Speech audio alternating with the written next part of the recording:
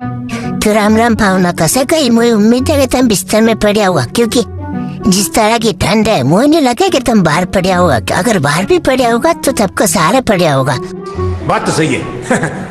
तभी सोचा कि ऐसी ठंड जैसी चीजों से तो कायर पुरुष डरते हैं, मेरे जैसे सूरबीन नहीं। तभी मैं चल रहा जाता हूँ नगर की सैर करने, तो नगर की सैर करते हुए दिखती है ये स्वर्ग में जाने वाली सीढ़ी। तो मैंने सोचा फिर स्वर्ग में बाद में देखेंगे, पहले कर्म करते हैं उसके बाद स्वर्ग जाएंगे। अच्छा।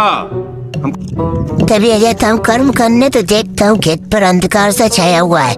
मैंने सोचा स्वर्ग के सीढ़ी के चक्कर में पर लोग न सिधार जाऊँ। तभी सोचा कि क्यों अपने प्राणों का बलिदान देना, खेत का काम किसी और दिन देख लेना।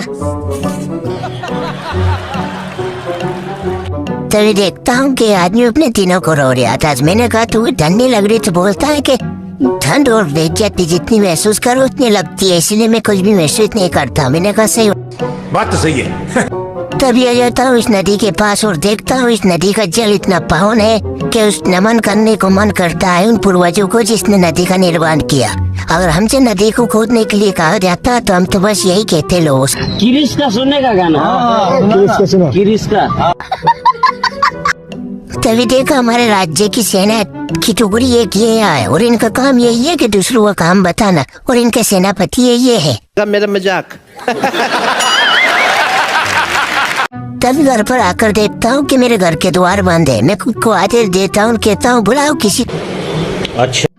तभी घर से 2 पहियों का वाहन लेकर मैं निकल जाता हूँ बाजार की ओर। अच्छा।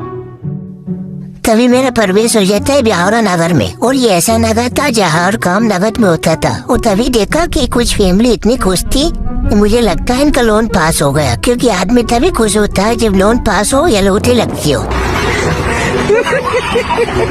देखिए मैंने कहा था ब्यावरा नगर ऐसा है जहाँ नगद में काम होता है, तो यहाँ आकर देख सकते हैं आप। गाड़ी का पंचर हो चुका है तो यहाँ भी नगद का काम हो चुका है।